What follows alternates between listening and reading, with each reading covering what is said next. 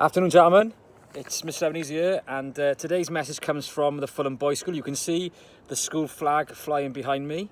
So I hope you're doing well, and I hope your parents are okay too.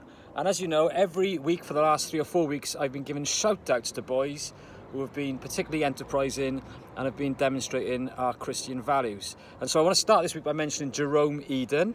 He's been delivering food boxes from St. Barnabas Church with his mother, and he's been doing that faithfully and cheerfully for the last 4 or 5 weeks. So well done, Jerome. And then Jasper in year 8. He's been really working hard with all the school work. He's been reading every day. He's been playing board games, and every Thursday is theatre night with a live stream from the National Theatre, which is completely free. So I encourage all you boys to do that.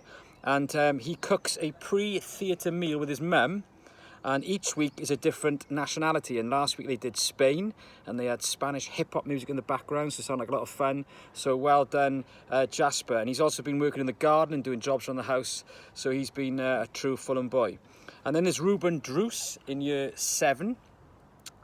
He's been going into school with his mum. His mum's a key worker. He's been going with his mum, and he's been helping young people, vulnerable young people, and also been helpful to the teachers. And he's been a real key worker of his own, really. So well done, Reuben. Very, very proud of you. And then there's Joshua Fleming and his family. They took part in a jogathon last month and did over 30,000 steps as a family and raised £1,500 for the NHS. So well done, Joshua Fleming. So keep those coming into me, and I hope to give more shout-outs next week. Now, as you know, every week I talk about the 3 pillars of the school: boys, the Christian faith, and enterprise. And I tell you a story about an inspirational boy or an inspirational man. And this week I want to tell you about somebody called Sam Rayburn. He was the 43rd Speaker of the United States House of Representatives. And during his tenure as Speaker of the House, the teenage daughter of a reporter that he knew died suddenly. The next morning, the reporter heard a rapping on his apartment door, and he opened it and found Rayburn, the Speaker of the House, standing there. He said, "I've just came by to see what I could do to help." The reporter, stuttering and trying to recover his surprise, indicated that there was nothing really he could do, that everything was in hand. "Well," said Rayburn, "have you had coffee this morning?" The reporter confessed that they hadn't had time to do that yet. "Well, I could at least make the coffee." As Rayburn went into it and made his way to the kitchen in search of the coffee, the reporter realised that usually this time of the week, Rayburn had an important meeting with the president for breakfast.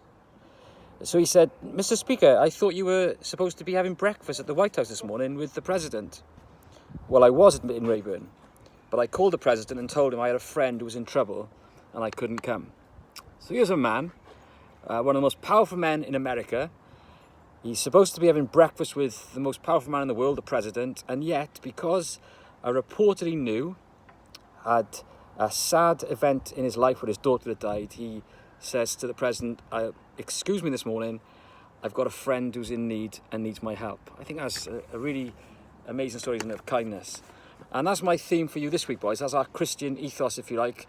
Christian value this week is to be kind. And there's a verse in the Bible that says in Ephesians chapter 4, verse 32, "Be kind to one another, tender-hearted, forgiving one another." In other words, be kind. There's nothing more attractive than kindness. And there's nothing more unattractive than when people are unkind. And there's lots of ways we can be kind. We can be kind by the way we speak, with our attitude, and also by our actions. And it's important, gents, that we are kind to everyone. Not just the people we like or we find it easy to be kind to, but we are kind to everyone. And kindness comes at a cost. It costs you time, because sometimes you have to give your time to somebody. And maybe if somebody's having a tough time and they're not easy to be around, then you spending time with them, it costs you your time, but it's such a nice thing to do and it means so much. Maybe it costs you money. You have to, in this day and age where people are struggling financially, then I'm sure your mums and dads might have given to people in need. There's a cost involved.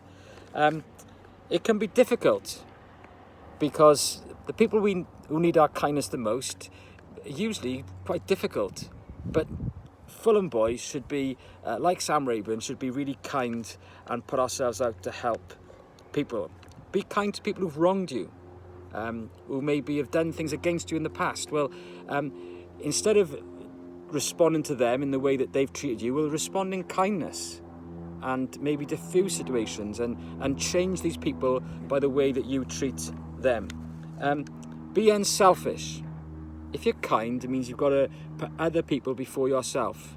And with everything that's happened at the moment in the country and in the world, then it's an opportunity, isn't it, for us to be kind. And it's put everything in perspective. My wife was in the supermarket on Monday, and there were two people who almost had a fight over who was first in the queue. And the lady next to my wife said she just recovered from coronavirus, and she said, do you know what? I don't care who's first and second, because I've realised what's important in life after all of this. So put things in perspective, and don't always think me first and you want to be at the front and you want to be the best, but put other people before yourself. Be kind. So Sam Rayburn, what a kind thing to do, isn't it? To change his appointment with the president, to go to someone's house and just make them coffee. It meant so much. You boys do the same. Think about ways you can be kind in the way you speak, in your actions, how you can help people. And don't put yourself first, but be unselfish. And the enterprise skill then, really, isn't it? Is it a game changer? Because if we all did that, we would really change the way things are. It's not easy, but be kind. And I tell you what, boys, the most attractive boys are those who are kind to others. And the ugliest thing are boys who are selfish and spiteful and putting themselves before everyone else and being unkind to other people. So be like Sam Rayburn. Remember that verse in the Bible. Be kind. Forgive one another. Be tender-hearted. Gents, I hope you're doing well. I'll speak to you soon. Cymerowl.